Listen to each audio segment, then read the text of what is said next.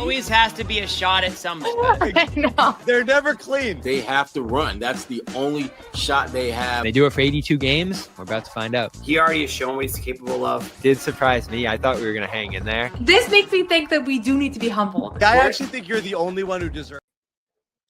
Hey, Buddy Manning here. Welcome to a Tuesday edition of the Garden Report. Drew Carter alongside. We're both fresh back from New Orleans. A trip that was too short. It was my first time down there. I didn't get to see as much as I wanted to, but I did get to buy a hat, Drew. It's around here somewhere, but it's retired for the moment.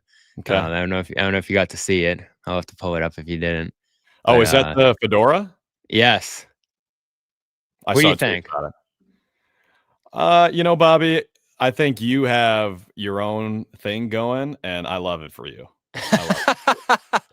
That's been the common response, but I'll take it.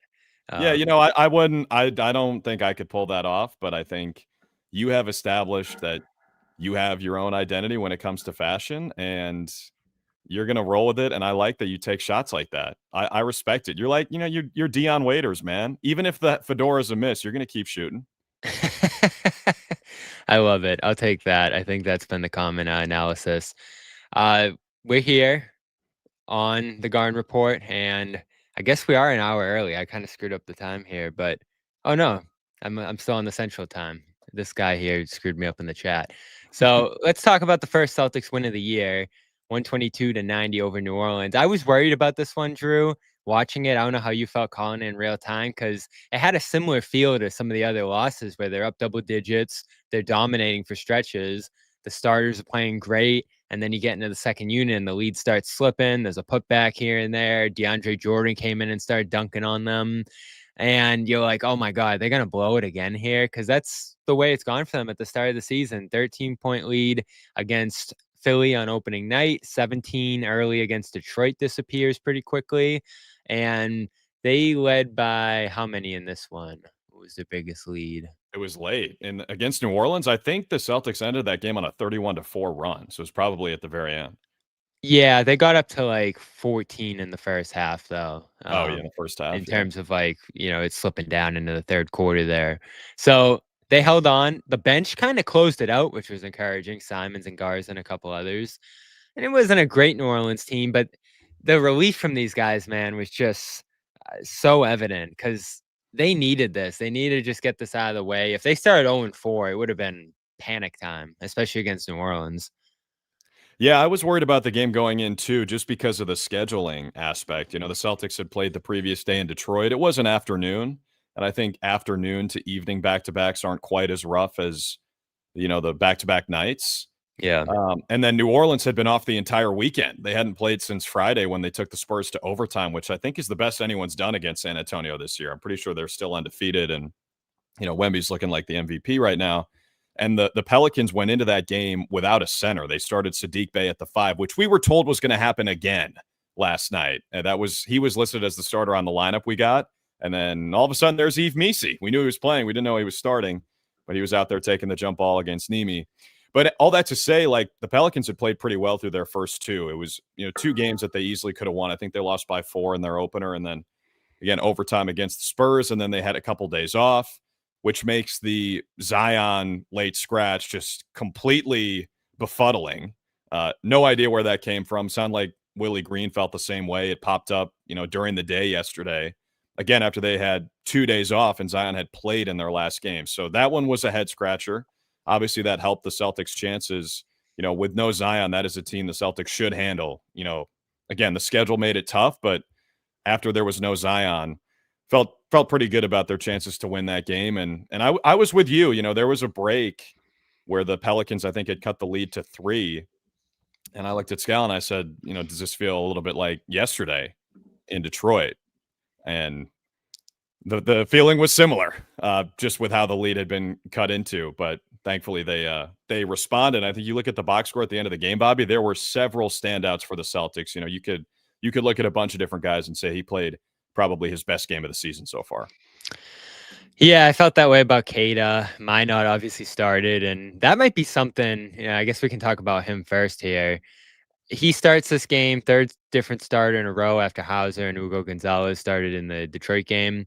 And this one worked the best of anyone they've done so far, I feel like. And Joe talked about it being matchup dependent because of how many wings the Pelicans put on the floor, and they want to use them for ball pressure against those guys and all that. So I don't know if this will continue, but I feel like it was so effective and he was so productive, especially on the glass, that you have to keep putting this one out there until it works. I mean, what's it, Cleveland tomorrow? That's tough against Allen and Mobley, two legitimate bigs, traditional bigs. But I'm probably rolling this one out there again tomorrow, even though there'll probably be some temptation to go double big or do something like that against the Cavs. This looked like their most dynamic lineup yet. No doubt. I mean, you're showing the number on the screen. Plus 42 is an outrageous number. And Minot started this game with an alley-oop like 4 seconds in, which was great. I think a couple of the Celtics photographers weren't even in position yet, but shout out to Kayvon Morgan, who I think he was a point and shoot. Might not have even been looking where he was shooting, but he got a pretty good shot of this Minot alley-oop. And that set the tone. I think that's why I would probably keep him in the starting lineup, is because he is a tone setter. But you say the same thing about Ugo. I feel like, I feel pretty confident saying both of those guys will be consistent rotation pieces this whole season. You're there on Ugo? Yes. Yeah, Okay. I am. I think with what he showed against New York and defending Brunson 94, and then against Detroit and defending Cade. Cade shot 1 for 5 with Ugo as the closest defender. He was above 50% against everybody else. I just think his energy is going to make it really hard to keep him off the floor. And then Minot is the same thing. And Josh Minot played so well in this game there. And he had a really good stretch against Detroit as well, where he scored 10 points in a row in the fourth quarter, 10 Celtics points in a row in the fourth. So I just really like the energy that both of those guys bring. And I feel like they're both going to get a lot of run as the season goes on. It's been a little bit strange with the rotations early in the year, but I think that's just a feeling out process. Yeah, they have to do it. They have to see what everybody has, and that's made it a little awkward with how big the rotation's been and how short some of these substitution patterns have been too. It's just completely different, and the play style of this team's been drastically different too. I think that plays into it. But there's just so many new faces here. There's so much stuff to figure out. Joe talked about them adjusting their coverages late too to keep guys in front of them. So they've had to tailor some stuff. They've had to experiment a little bit clearly here, and you do wonder how stable it'll get as the year goes on, because it's been pretty frenetic so far. The amount of guys, the amount of lineups, the amount of different things that they're trying on the floor here, and it's been worrisome at times the way this year started. Because I'll go the rebounding thing, because that to me, I mean, I just look at it and it is encouraging that in this game, and I know you didn't have Embiid and some of the best bigs in the world on the other side, but Misi's good, as you mentioned, and Queen's an intriguing prospect, and Jordan made an impact in there. It was good to face a team where you could actually compete on the boards and win a rebounding battle finally here. But I do wonder, is this just going to be something that they struggled with all year? Because in those early games, especially the Detroit one, which they almost definitely should have won, you just see how devastating it is to not be able to grab a single rebound over a 5-possession stretch, and just how that can impact the possession game, which is so important now, and obviously kill a run. I mean, the Celtics scored on 5 their 6 possessions down the stretch in that Pistons game, did more than enough offensively to come back and win. But there were 4 or 5 Pistons plays on the other side that were just easy putbacks and second, third chance points that kept the pace for the Pistons there. So this is a team that should be 2-2, 3-1, depending on how you feel about opening night and how that thing ended there. They probably didn't deserve that game as much, but the rebounding single-handedly flipped the Pistons game. So it was nice to see them respond to it. No doubt. Yeah, I mean, that was frustrating against the Pistons. I think they had 5 offensive rebounds in the last 3 minutes, and that's a really athletic, bouncy, big team. So you expect them to be toward the top of the leaderboard in terms of rebounding, but it's just not like that, right? I'm sitting there watching the game thinking, not like this. Come on, just grab one. It feels like the most simple thing in the sport. Obviously, really easy for us to say just watching it, but that was the point of emphasis. Scal and I joked about it during the preseason. It's literally the point of emphasis from Joe, where if someone gave up an offensive rebound, he's pointing to the bench because it's a hook for the guy who just gave it up. Bobby, it sort of felt like we were watching a Syracuse game with Jim Boeheim having a very short leash for someone who makes a mistake like that. But that was the thing. We heard about it, all training camp and preseason. beyond the pace was they got a rebound. No one is surprised that has been a struggle for them so far, just based on how the roster is built. So I thought it was very encouraging what happened against New Orleans, for the balance of the game, where that's a decently sized team as well. And like you said, Messi, I think is good. I like him. He was an all rookie guy last year. DeAndre Jordan was shockingly good. And maybe if you want to be negative, you could say that has something to do with the opponent, but he looked really good, don't you think? That'd be one of the best on-air moments for you hearing that Joe story. Yeah. DeAndre Jordan was on the street 4 days ago, and I don't know exactly what he said, but basically he was killing him. That might have been one of my the best sideline reports I've ever heard. That was great. I didn't recognize him either with the haircut. I know he looks completely different. Speaking of haircuts, Jaylen Brown is live on Twitch right now, so we're competing with him. But we'll keep you posted on what he ends up doing. Should we do a split screen? Yeah, that's what I'm doing. He's got a couple people with him. I'm not sure what he's saying, but yeah, it seemed for a moment there like the same thing was going to happen with the New Orleans bigs just crushing the Celtics on the glass, and they responded, and I thought that was really important. We've talked about Minot and our guy, Nemish Keita. I think you and I are two of the biggest fans of Nemi probably on the planet. You spent some time with him in Portugal over the summer. I've always been a huge fan of his game, was expecting a massive season. And I was really disappointed in the first couple preseason games he played because he looked like the same guy from last year. And he wasn't starting some of those games either. And you were like, ooh, what's going on here? Right. Well, he got the rest day in the opener of the preseason. It's like, that's a good sign. That means he's, in the top 6 or however the Celtics are looking at it. And then he didn't look very good in the first couple preseason games he played. Totally turned it around against Toronto in the last preseason game, which for the record was really the only game the Celtics played in the preseason where the other team had their starters. So that was encouraging. And then I think he's looked really good for the most part now that the games have started to count. And that was one of the best games I've ever seen him play last night in New Orleans. He was patrolling the paint, protecting the rim, beast on the glass. The offensive rebounds were awesome. Really what the Celtics need is the defensive rebounds, and he helped them in that department too. But I was really encouraged from what I saw from Nemi. And, it's obvious. He needs to be terrific for the Celtics to survive in the front court. And I think we're seeing some really positive signs on that front. For sure. And they talk a lot about the consistency, possession to possession, the responsibility he has now. Like Joe has said a lot of great stuff when it comes to Nemi. And it was toward the end of the preseason, I think after the Cavs game, I want to say, where he was like, you've been working your whole life toward this moment to become the Celtics starter. And I was like, all right, he's going to start here. And he has started all these games, which for all the lineup shuffling going on, experimentation, I think is a great sign for him because they could be trying to see what Garza looks like in there, or Tillman, who had a pretty big role on opening night against Embiid. And, the numbers, we were reading them before we got on here. Plus 11 per 100 now with Keita on the floor, -4 with Keita off. I talked to him after the last game here and got some of his thoughts on what responsibility he has in the rebounding issues that they've dealt with so far, how much he's feeling that himself individually, and just what the experience starting every night has been like here. Because obviously 2 years ago, he's a two-way guy, and now he's the starting center on this team. It's pretty crazy to think about. Here's what he had to say about all that.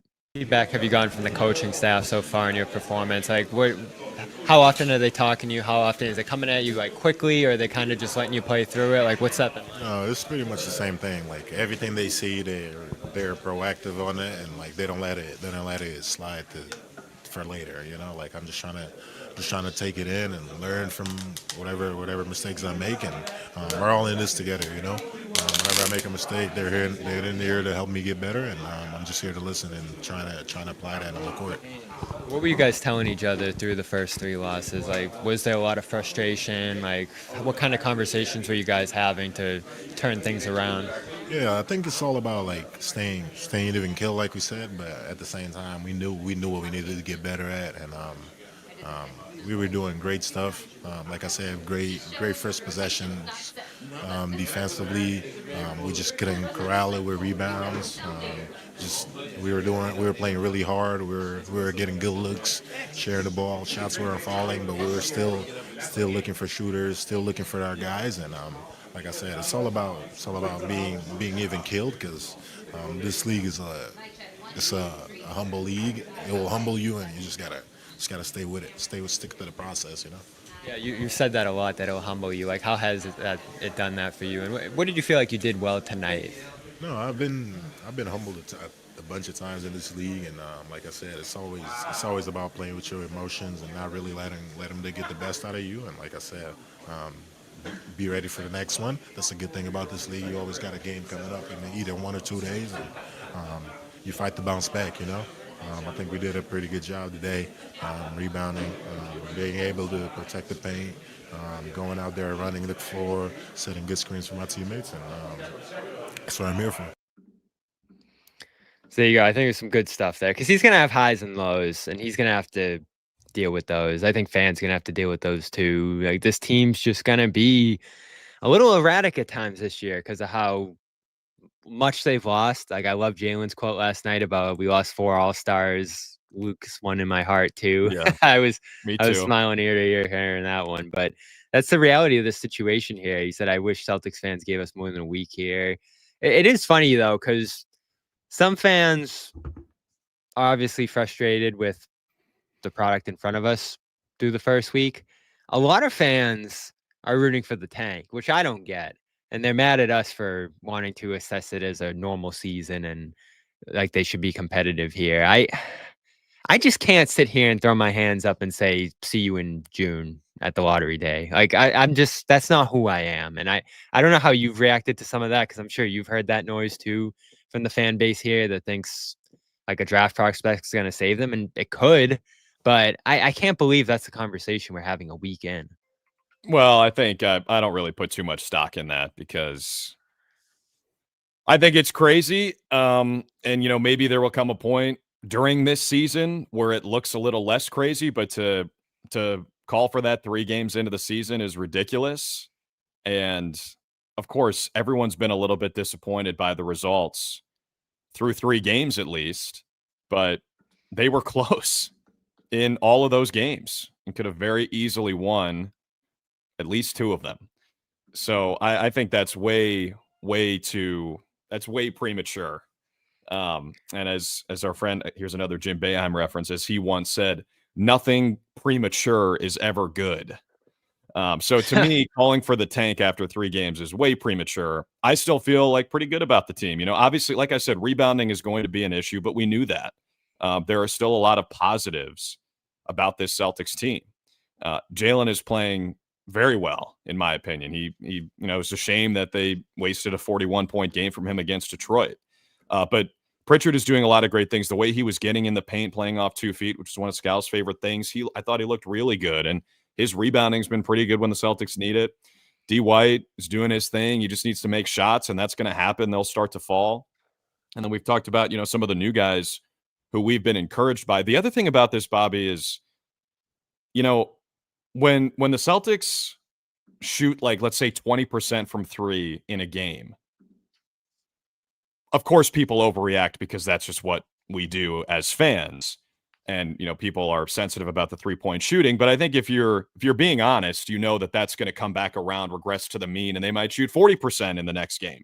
Or just over the course of the season, it'll balance out, and that style will make sense. So if the Celtics, let's say we're shooting 20% through 4 games, you'd say that's unsustainable. It's going to turn around. I felt the same way about the defensive rebounding rate being, 59% through 3 games. I mean, that's just not sustainable. It was going to regress. Now, do I think the Celtics are going to be an above-average rebounding team? No, I don't. I don't think this is going to be like last year where they were 7th in defensive rebounding rate. I think they'll probably be below average, but that doesn't mean the team's going to suck. You can be 20th in rebounding and still be pretty good, and I think that's what's going to happen. So no, I don't put too much stock in the whole tanking thing. People will just say whatever. It's like that's one of my least favorite parts about NBA discourse in the modern, NBA era is it's either you're competing for a championship or you should blow it up. To me, that's just asinine, especially considering what we're expecting from the Celtics next season. Like, is getting a 19-year-old early in the draft really going to change the fortunes for the Celtics in their window, which we think is going to reopen next year? I don't see it. Yeah, and I think you put it well. if the time comes where you need to do that and things go off the rail, guys get hurt, you're in last place at the deadline, whatever happens that leads you in that direction, you make that decision then. And I think that's where they're at. And they've obviously built the roster in a place where you're not going to contend for a championship this year necessarily. So I think a lot of people look at that and say that's what they're trying to do here. And maybe it is. Like, they've definitely left themselves vulnerable on the boards to a degree that you have to think that's going to lead to a lot of losses throughout the course of this season. But the players, the staff, they're going to try to figure this out and get into the playoffs. And, the Tatum thing, we'll see what ends up happening there. But it hasn't looked pretty so far. I knew they'd get off to a rough start, given the schedule and given all the things we've talked about here. But actually watching it has been a little jarring at times to just see some of the places where they're vulnerable and some of the bad stretches. That second quarter in New York was scary. The worst quarter ever for them. Lost, point differential wise. That was crazy. So it was nice to see them get back on their feet. They needed that so badly. Again, the show we would be doing today would not be pretty if they were 0-4 at this point. The rebounding rate that you mentioned there did move up to 29th ahead of the Pelicans. Nice. So, they did beat the worst rebounding team in the league, the new one. But hey, just hang on a second with some nuance. So the Pelicans were a terrible defensive rebounding team going into that game. Their offensive rebound rate was not bad. I think they were like second in the league in offensive Sixth, rebound. I believe. But in terms of total, they were even higher. So I'm still encouraged by how the Celtics protected the boards in that game. And just one other thing on the tanking idea, which again I hate. What does that even look like for Celtics fans who are asking for that? The trade deadline is in February. So do you want them to start trading guys right now? Do you want them to start sitting guys right now? That's probably would have been sitting Jalen in New Orleans, right? What's that? Probably would have been sitting Jalen in New Orleans, who was like questionable hamstring, that kind of thing. And then he played on a back-to-back. And I would just ask any Celtics fans who are pulling for the tank right now, like, have you been watching this team with the Jays, like in this modern construction? Obviously, Tatum is out indefinitely, but with Brown, is that a guy who wants to sit? Like, what are those conversations going to be like? I think same thing for Derek and certainly for Peyton and Sam and all these guys. So the tanking thing is stupid. I still am pretty high on the team.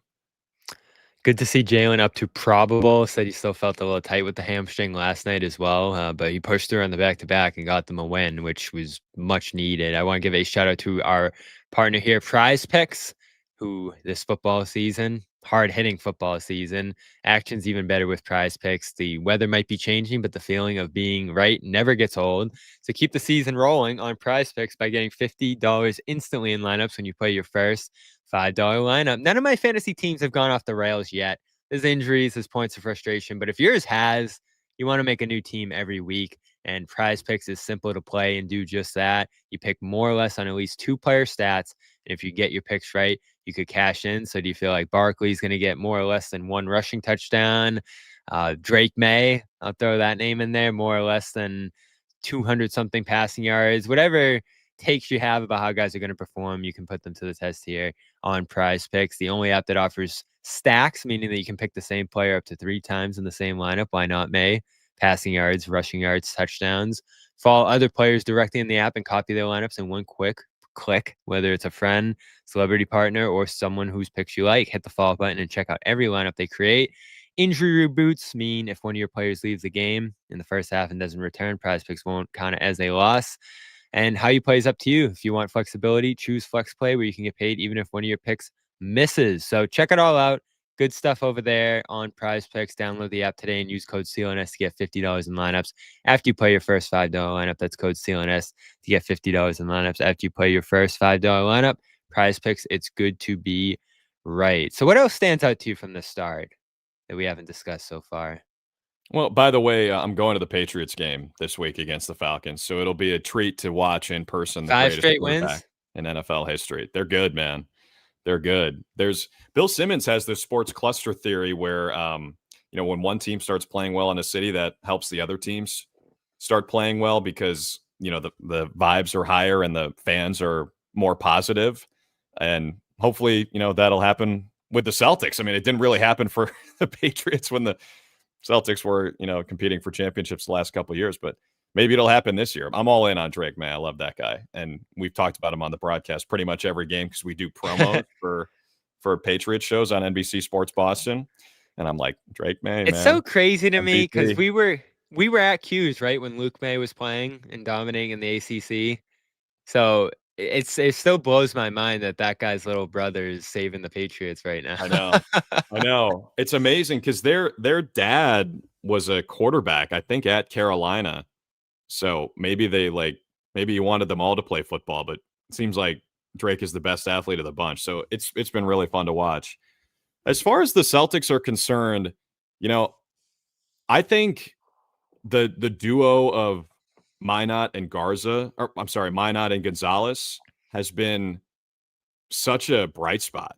Even What do though you they think about lost 3 Gonzalez? times. We hit on Minot a little bit, but what's your feeling on Ugo's game as you watch it? I'm just so pleasantly surprised. I really did not think, at 19 years old he would contribute a lot. But I really feel like it's going to be hard to take him off He the floor. started a game at 19. Yeah, 3 games yeah. into the year. This wasn't tank time starts. This was This was New legit, York, man. Madison Square Garden. Or did he start the Detroit game? I'm Yeah, mixing them up Detroit. now. Detroit, Yeah. yep. But I'm so impressed by him, and he's clearly a pro, like coming from that system in Real Madrid where he'd been for 10 years since he was 9.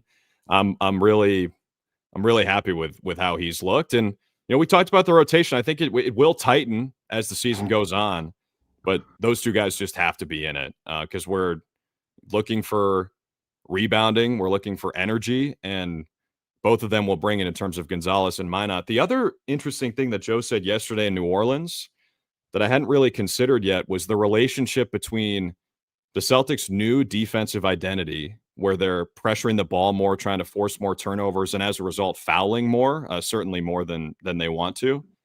But that combined with the rebounding struggles and how those two things are related. And it just makes sense geometrically if you think about it. If you're pressuring the perimeter more, your defense is more spread out. It might be harder to grab rebounds. I hadn't really thought about it like that. But Joe also, in classic Joe fashion, said, anytime you make a decision, there's duality. You're choosing to sacrifice something so you can gain something. And I think the Celtics have tilted this way in terms of, avoiding fouls, where the last 2 years their free throw against total has been like the 2 lowest in NBA history, but they didn't force a lot of turnovers. They're swinging that pendulum this year, forcing more turnovers, fouling more. A side effect of that might be the rebounding struggles. So I'm wondering if they're ever going to hit a point where they say this isn't worth it and we need to revert back to a little bit more what we were doing the last couple of years, if that'll help with rebounding. I think that already happened a little bit last night. He talked about them getting a little more conservative in their coverages down the stretch just to keep guys in front of them. Yeah, I did ask that question going in, and it is interesting to hear him say, like, we have to do this. We have to play this way. Like, that's how we're going to get it done with this roster. And Jalen said something to that effect going into the season, too, because they almost overhauled their whole approach, their whole system, specifically defensively, because they were super conservative in the past. They didn't take risks. They didn't try to force turnovers, jump passing lanes, that kind of stuff. And now it's central to everything that they're doing, and they're doing a great job with it. It is amazing to me that despite all those turnovers that they force, I guess this goes back to the rebounding issue, they have ranked relatively low in transition play, which is a thing we also expected them to be great at, or at least emphasize going into this year, and hasn't quite worked out well. They're still in the 7th percentile of transition offenses now, and obviously they've defensively gotten killed pretty bad there in a couple spots.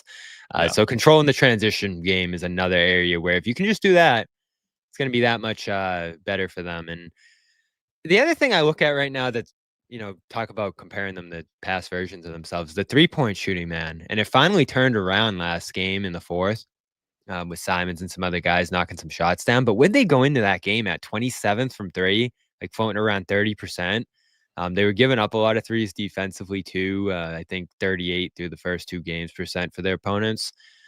That watching them get mashed from 3 and miss a lot of their own attempts so far has been pretty weird to see. And I know Peyton's starting the year slow in that category. White's going through a little bit of a slump right now.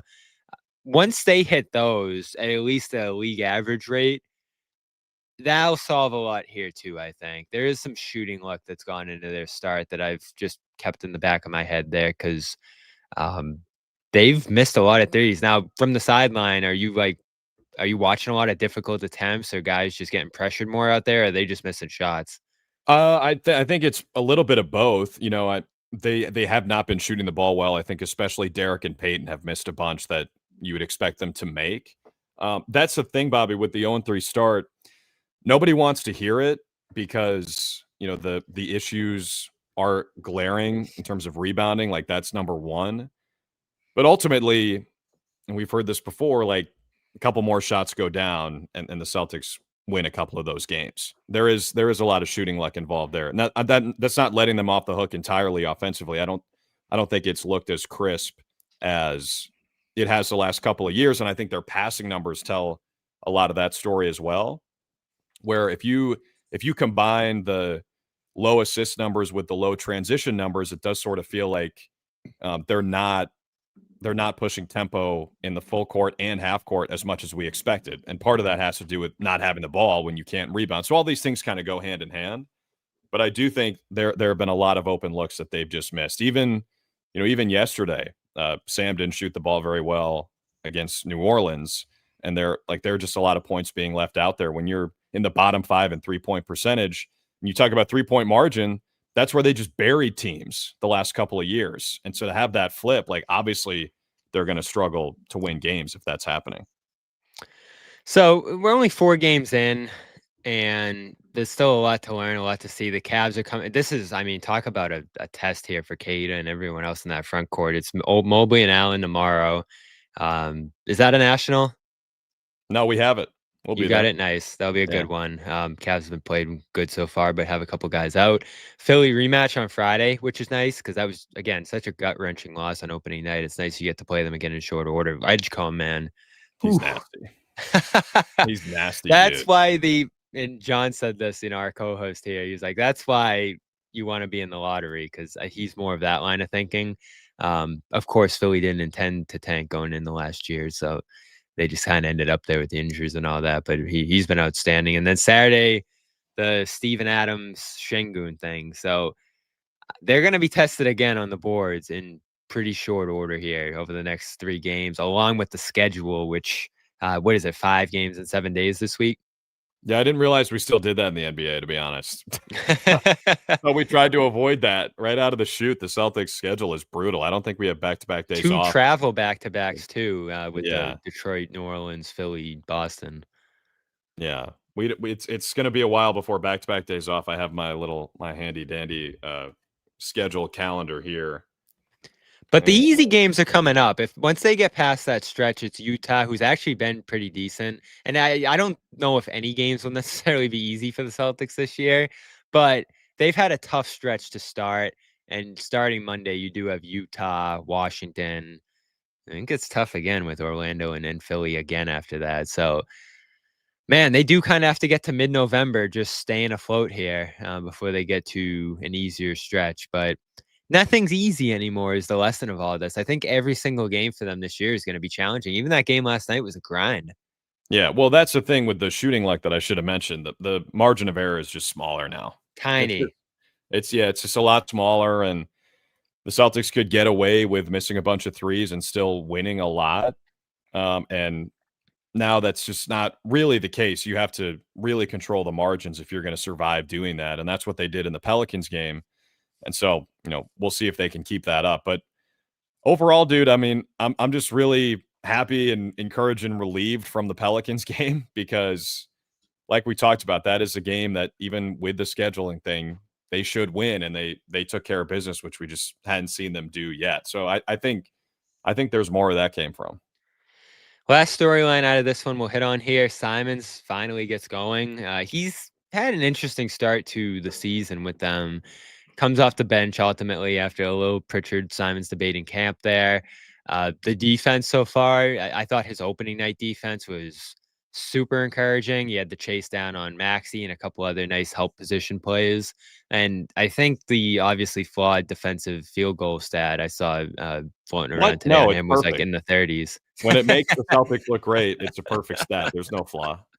Hey, I'll say this. When a bad defender, theoretically, or that's how he's known, has a great one, when he's in the process of trying to improve it. I do think it says a little something. Now, obviously, there just hasn't been a big sample size there. So he's had good moments on that end, bad moments on that end. Now, offensively is where I'm actually focused here because he's great on that side of the ball. And I feel like this Pelicans game was the first time we've seen him play great over the first 4 here. And, I talked to him after opening night and he said, I'm trying to just fit in around Jalen, Derek, Peyton. Like, those guys are great. Joe said he's been really gracious with how he's been, more passive, I'd say, with how he's approached and moving to an off-ball role. That's how he sees himself here, given all the ball handlers they have. But, man, he's a weapon. And if they're going to be an offensive team, if they're going to improve their offense, which I think actually has been the problem more than the defense to start the year, he's going to be a big part of this thing. And Joe said it's on him. Like, he's got to drop some more stuff to get him involved here.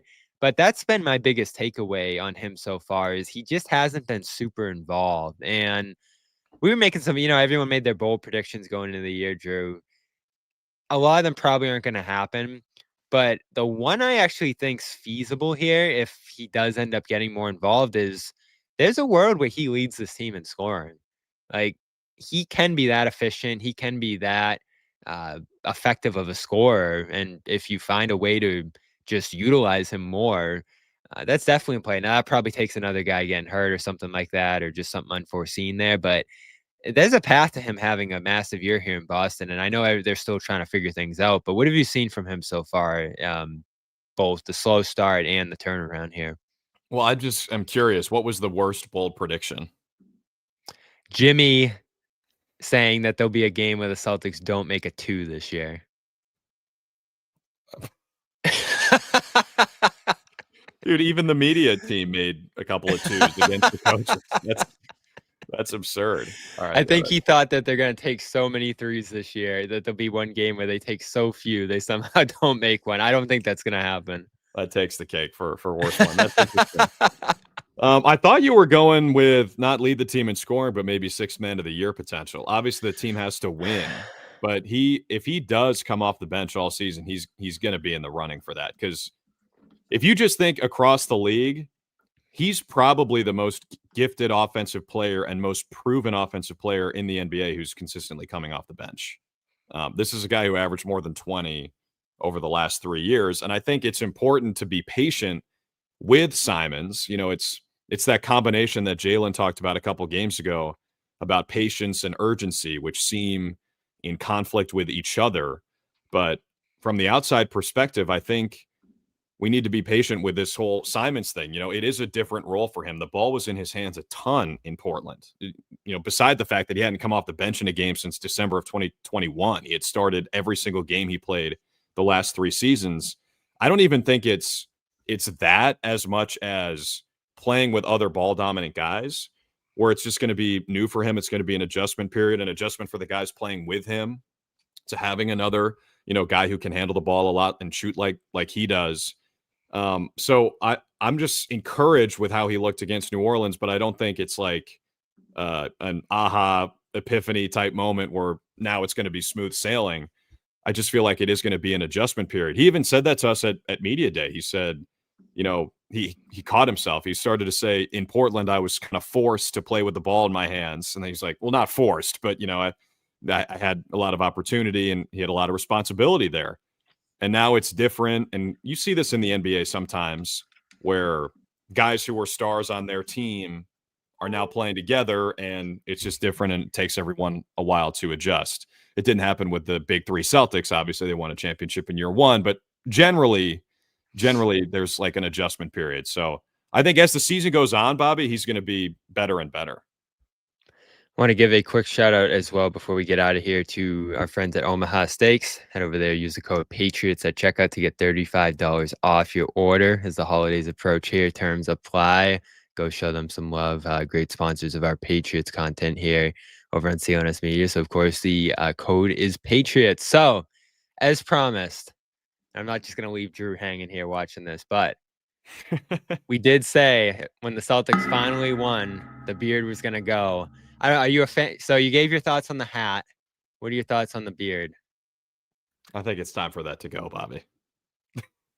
I think so too. So I'm glad it got done. So I thought we might be looking at a couple weeks here where this thing has to stay. It just kind of came in line with the start of the season here. But while I get started on this, give me your thoughts on Cavs Celtics tomorrow, as well as just where the season's going based off the first week here. Like, has it changed your expectations? Has it altered anything about how you saw this year going? And what do you think this year is ultimately going to look like now that we have that first impression? Well, first of all, Wednesday is a huge opportunity for the team. That's so loud, dude. We're going mute here. Thank you. Jaylen Brown, not the only Celtic cutting some hair today. By the way, Jaylen, just go back to the flat top. That was a great look. I think I missed that. I want to see that again.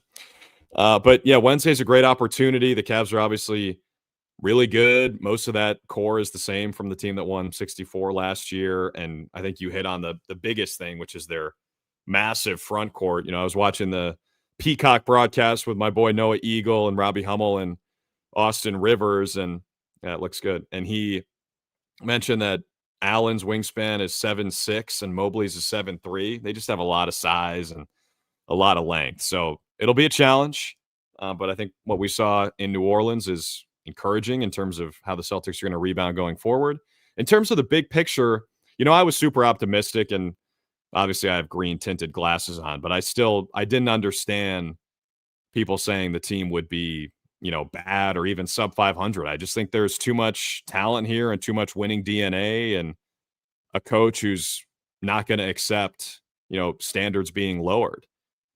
So yeah, obviously you're going to be disappointed when the team starts 0-3, but we talked about some things that I think are correctable, and the biggest thing being shooting luck and the rebounding regressing to a point where, like I said, they're not going to be above average, but not horrible, not worst in the league.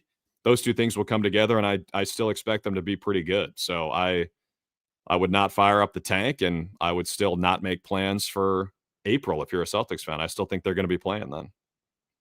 All right, there we go. We got started on it. I'm going to go do this more professionally off the air, but just want to let people know that we get it going here. And leave it like that. Yeah, you think this is good? Yeah. Thanks everybody for watching. Thanks to Drew for stopping by. I always appreciate him coming through with some thoughts on the team here. And it's been an interesting start to this season, to say the least, on a number of fronts here. So we'll have it covered tomorrow with post-game coverage, Celtics Cavs. Make sure you tune in here on CLNS. And I'll be back with a new fresh look tomorrow that you'll see on the air. Thanks, Drew. Go, of course. Watch the call with him tomorrow and Scal, of which should be a great game, an interesting test for the Celtics here, matchup-wise, between them and the Cavs.